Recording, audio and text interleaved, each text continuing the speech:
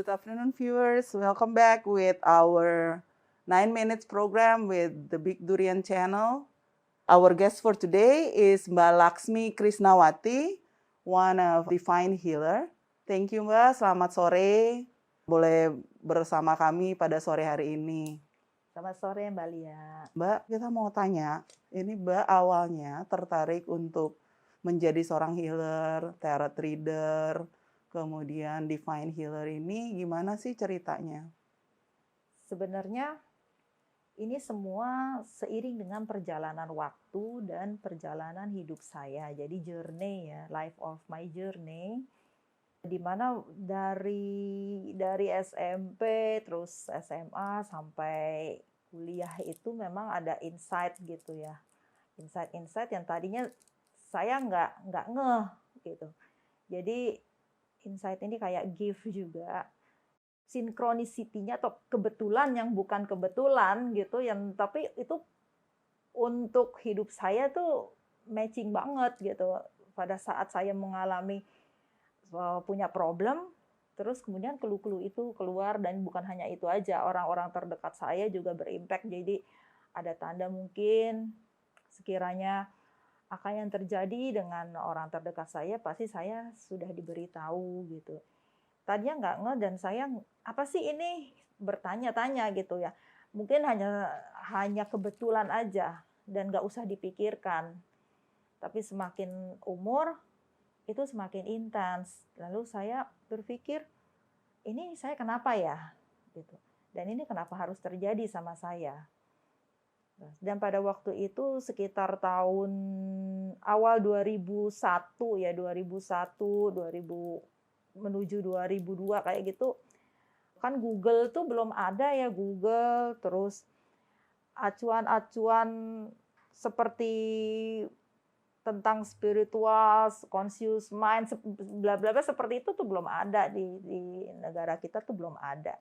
Lalu saya bingung harus bertanya dengan siapa nih kayak hal semacam ini. Tapi tuh kayak seperti itu ada yang menuntun gitu. Kebetulan saya dipertemukan dengan orang yang tepat untuk bertanya, dan beliau paham. Background beliau juga dokter, tapi juga sekaligus seorang healer juga gitu. Psikospiritual juga. Jadi saya bertanya banyak, dan itu logik menurut saya. Pemahaman saya, itu terjadi ya memang sudah semestinya terjadi, karena kita ini masing-masing manusia kan punya life path ya, terus punya misi hidup. Nah, lalu apakah itu hal tersebut dihilangkan? Apa jadi kayak curse or is blessed gitu loh. Jadi kalau menurut beliau itu blessed. Jadi misi hidup kamu berkaitan dengan hal tersebut, itu harus dikeluarkan, diberikan kepada orang. Tapi kan saya masih meraba-raba saat itu, belum ada literatur lah mengenai, di luar mungkin sudah ada, tapi di Indonesia saya nggak tahu cari di mana. Tapi pelan-pelan saya menemukan akhirnya ada yang seperti itu satu persatu.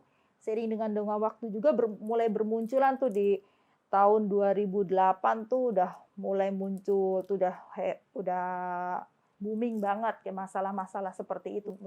Hipnoterapi lah, apa segala macam banyak. Sekarang udah semakin banyak, energi prana lah gitu. Tapi di sini saya awalnya memang bukan belajar atau mencari tahu untuk sekedar iseng-iseng, misalnya gini, itu ada belajar tarot atau belajar healing atau belajar hipnoterapi, something like that. Itu seru juga, saya pengen belajar itu, pengen tahu aja gitu loh, apaan gitu. Itu bukan itu.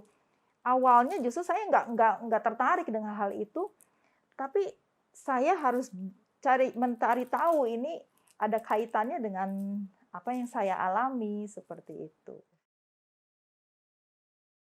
Ya, karena kebetulan diarahkannya itu ke situ. Jadi di guidance-nya di situ. Jadi gini, kan manusia dikasih gift ya, beda-beda. Ada yang gift-nya tuh mungkin dia bisa melihat past life orang, past life regression namanya. Jadi dia masa lalu orang tuh ribuan tahun dia bisa lihat gitu.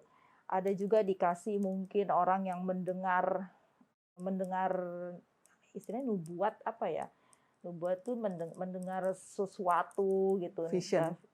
Vision tapi lebih ke audio gitu. Ada juga vision yang tadi future, beda-beda. Ada yang sampai pada melihat yang hal-hal yang ya kasat mata tersebut ya itu.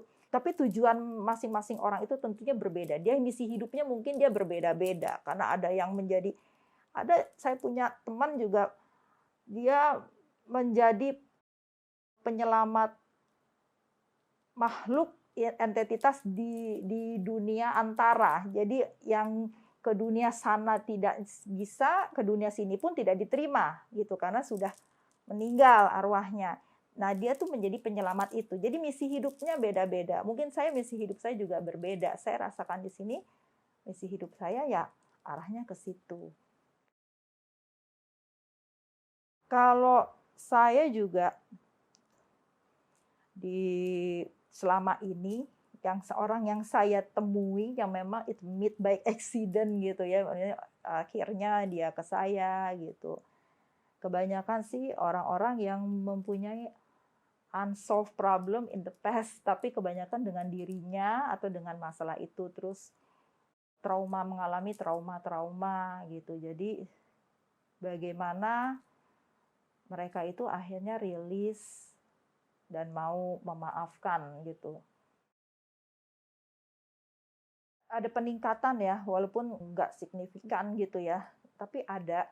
Dan kebanyakan perempuan itu lebih kepada stres gitu ya, stres masalah dalam keluarga, rumah tangga biasanya ya. Rumah tangga kan luas ya, nggak hanya hubungan pada keluarga, antar keluarga atau suami dengan istri seperti itu aja, tapi kan lebih finansial gitu, bagaimana mencari solusi, ada masalah-masalah drama keluarganya gitu yang mereka tidak bisa menyelesaikan gitu, tidak mencari solusi lah, mereka mencari solusi psikomatis ya. Jadi ya itu ribet dengan dirinya sendiri, mungkin gini, dia sudah menemukan tapi tidak yakin, butuh eksistensi itu apa sih, pernyataan gitu ya, pernyataan gitu bahwa harus ada yang ngedukung gitu loh. Ya bener nggak sih yang aku lakukan ini, aku ingin seperti ini, tapi kenapa ya kok sekitarku kok kayak toksik seperti kayak gitu. Banyak kan seperti itu sekarang. Psikosomatis atau domestic problem ya Mbak ya? Domestic problem ya. Terima kasih Mbak, itu saja cukup. Terima kasih banyak sudah boleh bersama kami sore ini. Ya, terima kasih Mbak Lia atas wawancaranya.